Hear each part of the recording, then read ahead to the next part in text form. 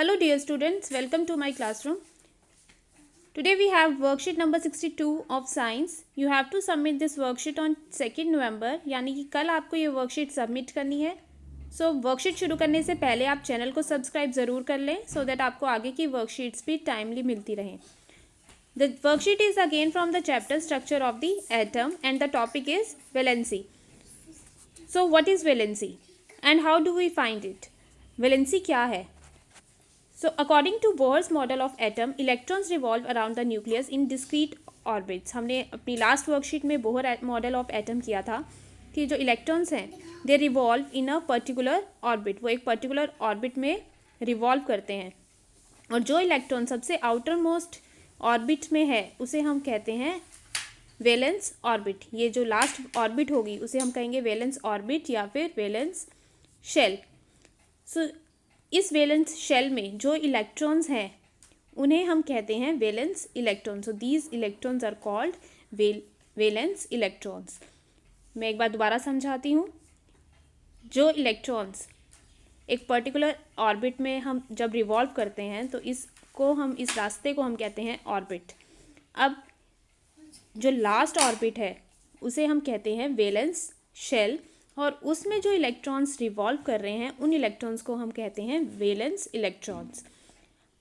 हर atom में जो electron की डिस्ट्रीब्यूशन है वो पर्टिकुलर होती है अकॉर्डिंग टू देयर कैपेसिटी और कितने इलेक्ट्रॉन्स अवेलेबल हैं. फॉर एग्जांपल अगर आपके पास 2 ही इलेक्ट्रॉन्स अवेलेबल हैं तो वो 2 इलेक्ट्रॉन्स आपकी पहली शेल में ही आ जाएंगे, राइट. अगर आपके पास 3 है तो आप फर्स्ट जो के है के शेल में आप सिर्फ 2 ही इलेक्ट्रॉन डाल सकते हैं. एल शेल में हम 8 इलेक्ट्रॉन्स डाल सकते हैं. एम शेल में भी हम 8 इलेक्ट्रॉन्स डाल सकते हैं और एन शेल में 18 इलेक्ट्रॉन्स तक डाले जा सकते हैं. ये जो इलेक्ट्रॉन्स हम यहाँ पे डिस्ट्रीब्यूट हमने किए हैं ये मैक्सिमम नंबर है. मींस इससे ज़्यादा इलेक्ट्रॉन्स हम ऐड नहीं कर सकते किसी भी शेल में. इससे कम इलेक्ट्रॉन्स तो ऑब्वियसली आप ऐड कर सकते हैं बिकॉज अगर आपके पास मान लीजिए सोडियम है, सोडियम की इलेक्ट्रॉनिक कॉन्फ़िगरेशन. अब इलेक्ट्रॉनिक कॉन्फ़िगरेशन क्या है? Electronic configuration is the distribution of electrons of an atom in different orbit. कि इलेक्ट्रॉन्स का जो डिस्ट्रीब्यूशन है कि हर ऑर्बिट में कितने कितने इलेक्ट्रॉन्स हैं उसे हम कहते हैं उसकी इलेक्ट्रॉनिक कॉन्फ़िगरेशन. और व्हेन एन एटम गेन्स और losses any electron in both the condition it forms ions. जब भी कोई एटम इलेक्ट्रॉन लेता या देता है तो वो आयन बन जाता है. फॉर एग्जांपल हमारे पास सोडियम है. आपको ये चैप्टर अच्छे से समझने के लिए 1 to 20 तक सभी एटम्स सीक्वेंस वाइज लर्न करने हैं according to their atomic number. For example first पे जो हमारा एटम है वो है हाइड्रोजन, देन हीलियम सेकंड पे, थर्ड पे लिथियम. तो इस तरह से आप अप टू 20 तक सभी एटम्स को अच्छे से लर्न कर ले और उनके एटॉमिक नंबर भी लर्न कर ले सो दैट आपको ये समझना और करना इजी हो जाए. अब सोडियम है, सोडियम की इलेक्ट्रॉनिक कॉन्फ़िगरेशन अगर हम लिखना चाहें तो उसका एटॉमिक नंबर होता है 11. तो जब भी हम उसकी इलेक्ट्रॉनिक कॉन्फ़िगरेशन लिखेंगे तो के एल एम ये हमने शेल्स लिख ली. हमें पता है कि फर्स्ट शेल में सिर्फ 2 इलेक्ट्रॉन्स ही आ सकते हैं, सेकेंड शेल में 8 इलेक्ट्रॉन्स आ सकते हैं. हमारे पास टोटल कितने हैं? 11.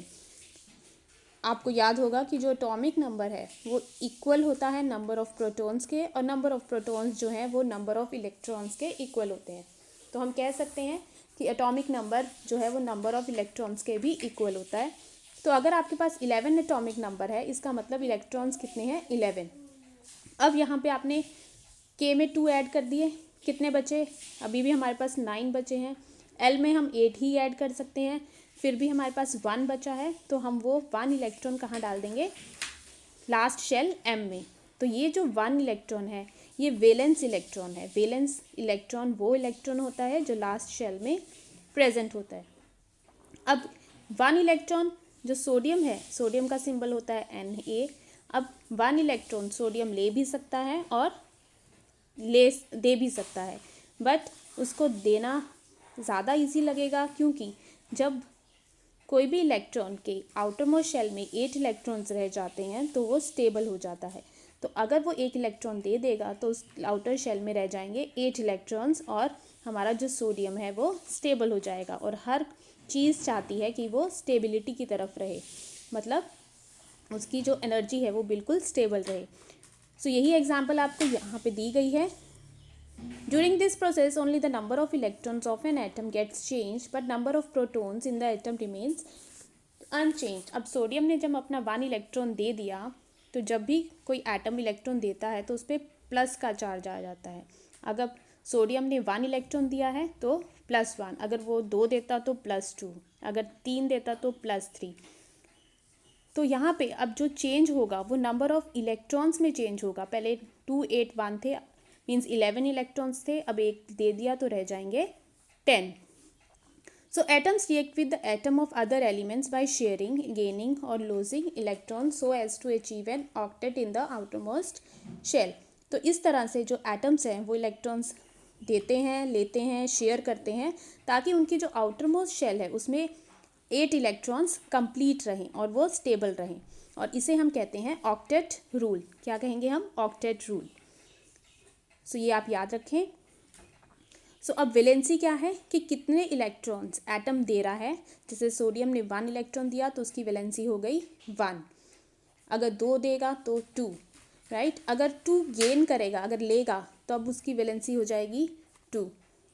तो कितने इलेक्ट्रॉन दे रहा है या ले रहा है वो उसकी वैलेंसी होगी। So the number of electrons that are shared or get transferred from one atom to another in order to have an octet in their valence shell is known as valency of that element. और कोई भी electron gain क्यों कर रहा है, loss क्यों कर रहा है, ताकि उसका जो ऑक्टेट है मीन्स 8 इलेक्ट्रॉन्स का जो रूल है वो कंप्लीट हो सके और वो स्टेबल हो जाए। Next is valency.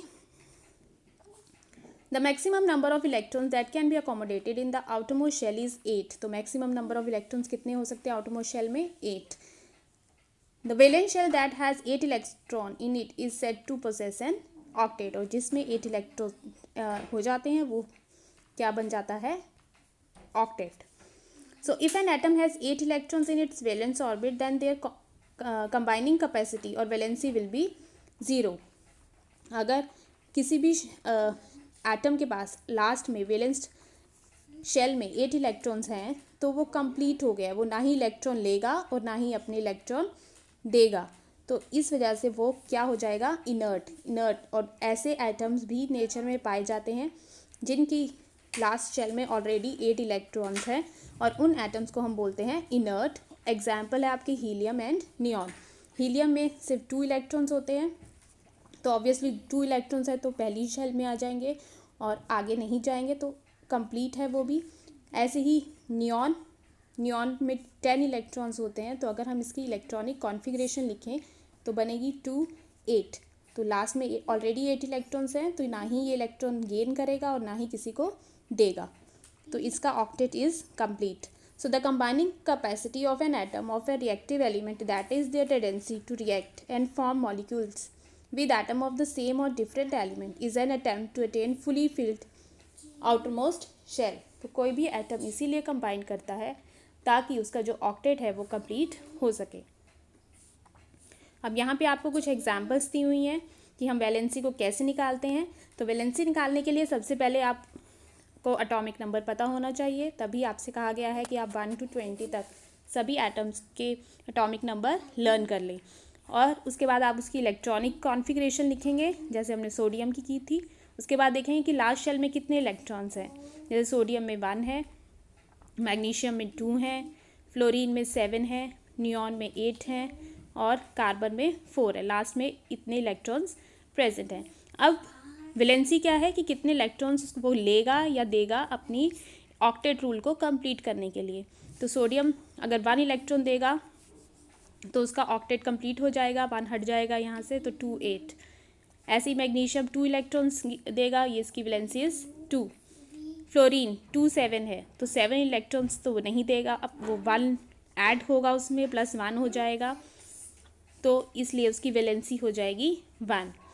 नियॉन ना ही 8 ऑलरेडी है, ना ही इलेक्ट्रॉन लेगा और ना ही देगा, तो वैलेंसी विल बी 0। और कार्बन के पास 4 इलेक्ट्रॉन्स हैं तो उसको 4 इलेक्ट्रॉन्स और चाहिए ऑक्टेट बनाने के लिए, तो उसकी वैलेंसी हो जाएगी 4.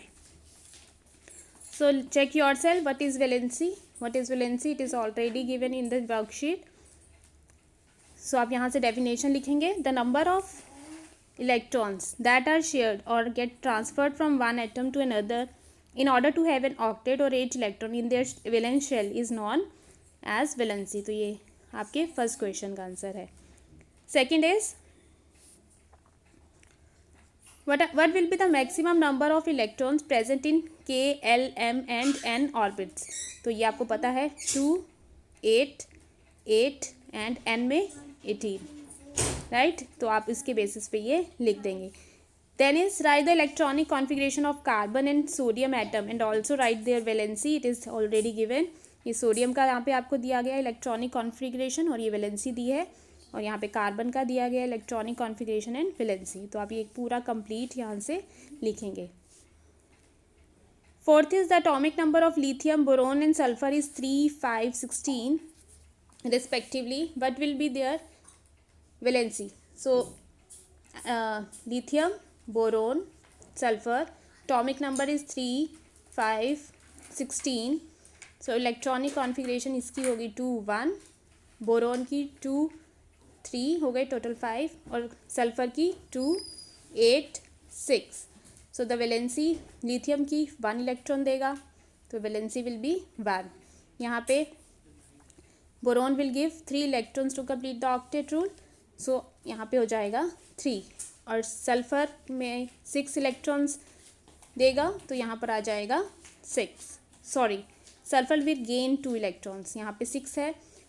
जो एटम्स जिन एटम्स में वैलेंस इलेक्ट्रॉन्स 4 से कम होते हैं वो इलेक्ट्रॉन्स देते हैं, जिनमें 4 से ज़्यादा होते हैं वो इलेक्ट्रॉन्स गेन करते हैं. तो यहाँ पे 6 जो है वो 4 से ज़्यादा की वैल्यू है, तो ये 2 इलेक्ट्रॉन्स लेगा और अपना ऑक्टेट 8 कंप्लीट करेगा, तो इसकी वैलेंसी आएगी यहाँ पे 2.